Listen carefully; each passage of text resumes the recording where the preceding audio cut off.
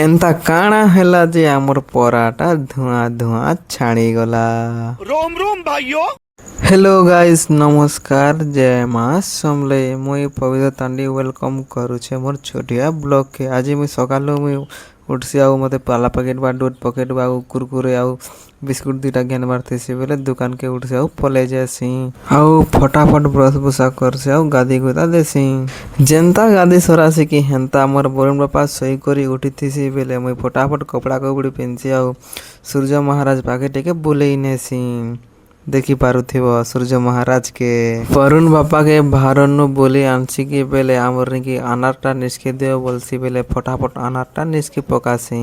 Then आजी मते duty जीवार thesis बेले आमर की भात खुआ बोलसी बेले मुई भात खी खुआ देसी आउ रेडी रुडा हेसी आउ ड्यूटी के बाहरी पड़सी।